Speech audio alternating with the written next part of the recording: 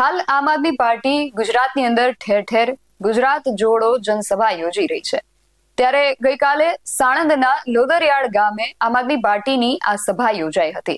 ત્યારે અત્યારે ગુજરાતની અંદર જે મુદ્દો ચર્ચાઈ રહ્યો છે તેને લઈને આમ આદમી પાર્ટીના પ્રદેશ પ્રમુખ ઈશુદાન ગઢવીએ જિગ્નેશ મેવાણીને સમર્થન તો આપ્યું હતું, પણ સાથે સાથે કોંગ્રેસ પક્ષ પર ઘણા આકરા પ્રહારો પણ કર્યા હતા। શું છે સમગ્ર વિગત જાણીએ અહેવાલમાં। જય હિન્દ, BSI TV ન્યૂઝ પર આપની સાથે હું છું નિધિ ગઢવી। હાલ આમ આદમી પાર્ટી જે છે એ ગુજરાતની અંદર જિલ્લે જિલ્લે, તાલુકે તાલુકે અને ગામડે ગામડે ગુજરાત જોડો જનસભા નું આયોજન કરી રહી છે। ત્યારે ગઈકાલે આમ આદમી પાર્ટીની આ જનસભા સાણંદના લોદરિયાળ ગામ ખાતે યોજાઈ હતી।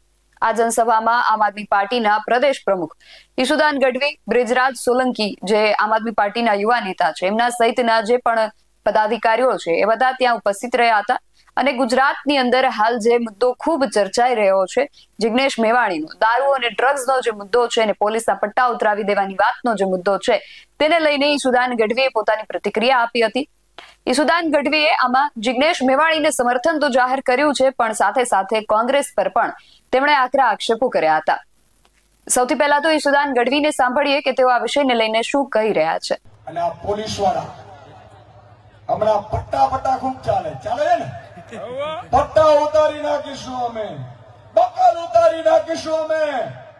આ ભાજપ વાળાને કહેવા માંગુ છું અને ભાજપની દલાલી કરતી પોલીસને કહેવા માંગુ છું કે ભાજપના ઈશારે તમે ડ્રગ્સના રવાડે તમે ન દોડતા। કાલે ભાજપના નેતાઓની સરકાર નહીં રહે, તે દિવસે તમે રિટાયર થઈ ગયા છો ને, તો અહીંયાથી જો ઘરેથી ન ઉપડીએ તો ફટશે અમારી જનતાને। એક એકનો હિસાબ કરવામાં આવશે મારી ગરીબ જનતાને લૂંટનારની, ગરીબ જનતાને ડ્રગ્સના રવાડે ચડાવનારની। ઈ પોલીસ અધિકારી હશે, ડીજીપી હશે કે ગૃહમંત્રી હશે। આજે તમે સત્તામાં છો, કાલે તમારી સત્તા નહીં રહેશે। તે દિવસે વ્યાજ સાથે વસૂલાત ન કરીએ ને તો અમે યાદ રાખજો, આ ધરતીના લાલ મોદાસા। કમાલ આવી રીતે તમે કરશો। હમણાં જ એક ભાઈએ ડ્રગ્સના મુદ્દા ઉઠાવ્યા। પાર્ટી ગમે તે હોય, કોઈ પણ વ્યક્તિ ડ્રગ્સના મુદ્દે લડશે, દારૂના મુદ્દે લડશે, દરેક સમાજના મુદ્દે લડશે, ખેડૂતોના મુદ્દે લડશે।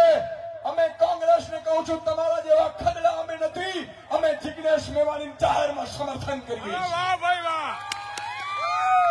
જે દિવસે આમ આદમી પાર્ટીએ ખેડૂતોએ બોટાદમાં ગયા હતા, બોટાદમાં કરદા બંધ કરાવ્યા, અમારા રાજુ કરપડા, પ્રવીણ રામ, પિયુષ પરમાર, રાજુ બોરકતરિયા જેલમાં ગયા ને, ત્યારે આજ કોંગ્રેસીઓ ત્યાં જઈને તાળીઓ પાડતા હતા। એવા નફા તમે નથી।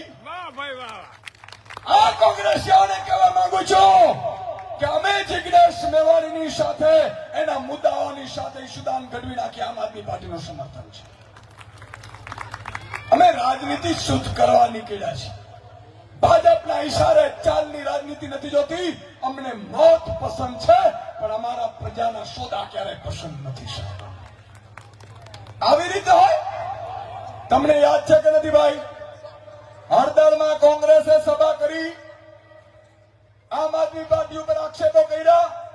જે લોકો જેલમાં ગયા છે મિત્રો, જેલમાં દિવાળી કરી છે આ નફત નેતાઓ કોંગ્રેસના, જે ભાજપના ઈશારે ચાલે છે, એ લોકોએ આમ આદમી પાર્ટી ખેડૂતો ઉપર આરોપ મૂક્યા, જે ખેડૂતો સાહેબ જેલમાં ગયા છે।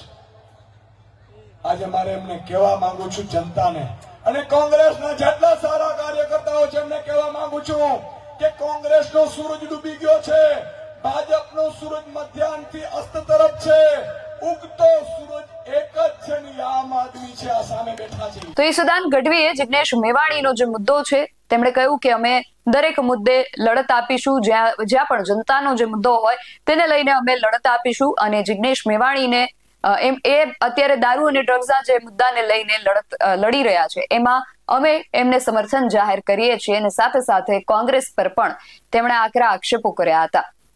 તો ઈશુદાન ગઢવીની આ જે પ્રતિક્રિયા છે અને એમની જે વાત છે તેને લઈને તમારું શું માનવું છે અમને કમેન્ટ કરીને ચોક્કસથી જણાવજો. આવા જ વધુ અહેવાલો સાથે મળતા રહીશું. તમે મારી યુટ્યુબ ચેનલને સબસ્ક્રાઇબ કરવાનું અને અમને ફેસબુક અને ઇન્સ્ટાગ્રામ પર ફોલો કરવાનું ભૂલશો નહીં. બાકી અવનવી અપડેટ્સ માટે આપ જોતા રહો BSN TV ન્યૂઝ. નમસ્કાર.